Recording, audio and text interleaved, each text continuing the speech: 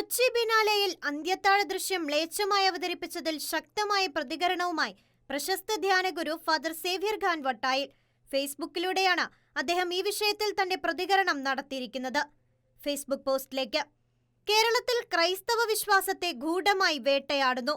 സർക്കാർ സംരക്ഷണത്തിൽ വിശ്വാസനിന്ദ, വിശ്വാസ പ്രതീകങ്ങളുടെ ആഭാസ ചിത്രീകരണം, പിന്നാമ്പുറങ്ങളിൽ കളങ്ങൾ മായ്ക്കുന്ന കരിനാഗങ്ങൾ. കൊച്ചി ബിനാലെയുടെ പേരിൽ ക്രൈസ്തവർ ഏറ്റവും പൂജ്യമായി ഹൃദയങ്ങളിൽ സൂക്ഷിക്കുന്ന അന്ത്യത്താഴ രംഗം അപമാനകരമായും വികലമായും ചിത്രീകരിച്ച് പ്രദർശിപ്പിച്ചിരിക്കുന്നു. ഇത് അത്യന്തം ഹീനവും അംഗീകരിക്കാനാവാത്തതുമാണ്.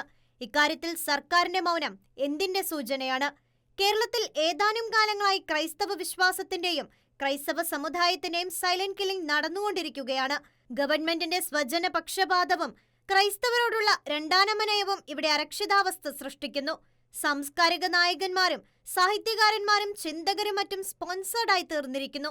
പൊതുസമൂഹത്തിനു വേണ്ടി ശബ്ദിക്കേണ്ടവർ ഓരോ സങ്കേതങ്ങളിൽ പോയി സുരക്ഷിത താവളം കണ്ടെത്തിയിരിക്കുന്നു. മാധ്യമപ്രവർത്തകർ പത്രധർമ്മം മറക്കുന്നു. കെട്ടുറപ്പുള്ള പൊതുസമൂഹം ഇല്ലാതാവുമ്പോൾ അറിയുക, നമ്മുടെ സമാധാനം മരിക്കുന്നു. ഞാൻ ഈ സമൂഹത്തിന്റെ ഏറ്റവും പിൻനിരയിലുള്ള ഒരു സാധാരണ അംഗമാണ്. യേശുവിന്റെ ഒരു സാധാരണ വൈദികൻ എന്ന വാക്കുകളോടെയുമാണ് ബഹുമാനപ്പെട്ട ഫാദർ സേവ്യർ ഖാൻ വട്ടായിൽ അച്ഛന്റെ ഫേസ്ബുക്ക് പോസ്റ്റ് അവസാനിക്കുന്നത്.